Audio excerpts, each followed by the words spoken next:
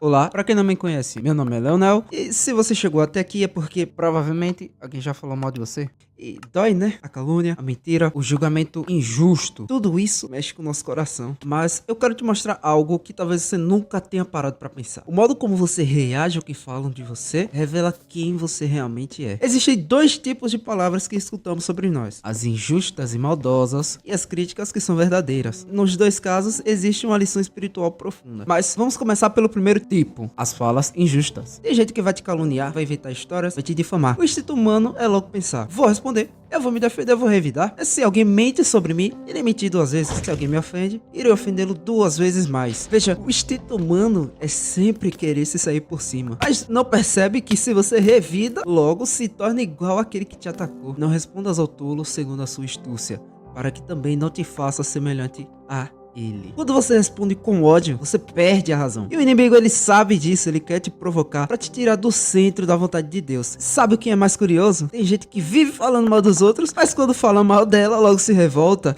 Ah, mas como assim tá falando mal de mim? Ah, cara, fala sério. Esse é o preço de quem vive esse tipo de vida. Se você se alimenta da fofoca, vai ser ferido por ela. É questão de tempo, mas não tenha dúvidas. Tudo que você faz irá virar contra você. Agora, se você diz: Leonel, eu não falo mal de ninguém, então me responde com sinceridade. Por que se aflige tanto quando falam mal de você? Você se sente justo porque não fala mal de ninguém? Que eu acho que não é seu caso. Mas você por acaso é um Deus que não pode ser ofendido? Enquanto você viver nessa terra, vai haver crítica, injustiça e dor. O engraçado é que nós passamos a vida inteira fugindo disso. Se tenho a oportunidade de fazer algo bem, não faço por medo do que irão falar de mim. Acaso de pessoas que assistem filmes, ouvem músicas ou até mesmo adotam um padrão comportamental que não gostam apenas para se enquadrar em um determinado grupo. E isso só demonstra o seu egoísmo. Quer saber de verdade qual é o caminho de quem vive pela fé? Jesus não teve medo de falar a verdade quando necessário e não agia conforme os fariseus e hereges queriam que ele agisse, mas sim como o Pai queria. Por isso, Jesus, ele foi caluniado, traído e zombado. Mesmo assim, na cruz, orou dizendo: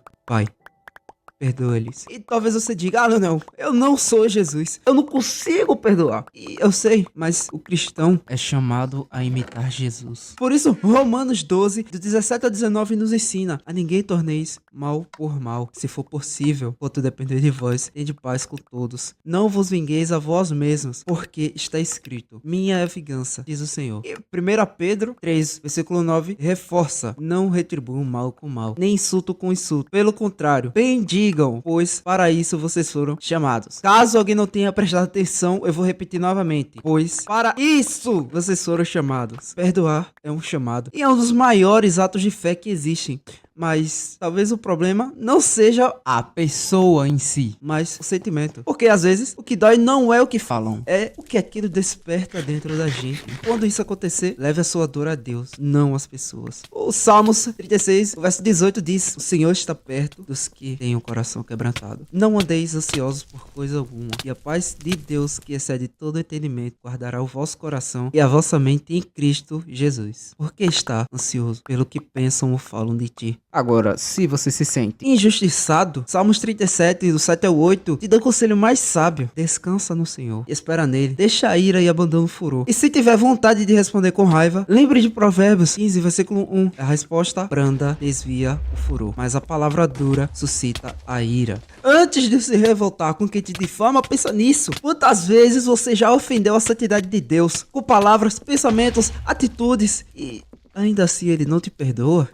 Quando você erra, não é o primeiro a dizer: Senhor, me perdoa, eu prometo que eu nunca mais vou fazer isso. E aí você vai e faz de novo, e depois vai lá pedir perdão a Deus novamente. Por que é tão difícil perdoar quem te ofende? Esse primeiro caso já ficou bem explicado. Agora, vamos ao segundo caso. Você já parou para pensar que as críticas às quais você recebe, apesar de serem ditas da maneira e forma errada, tem sentido? Nem toda crítica é calúnia. Algumas são o espelho de Deus tentando te corrigir. Veja, Deus pode usar até as críticas erradas para te moldar. Escute, peneire e aprenda. Pergunte a si mesmo: isso é mentira ou existe algum fundo de verdade? Se for mentira, descarte. E se for verdade, amadureça. Corrija esse erro. Dessa maneira você vai apresentar Cristo às pessoas. E se você não quer ser caluniado. Não calunie. Se não quer que falem mal de você, não participe das rodas de fofoca. Quer ser perdoado? Então perdoe. Porque no fim, a voz que mais importa não é de quem fala mal de você, é de Deus dizendo: filho, permaneça em paz. Eu cuido de tudo.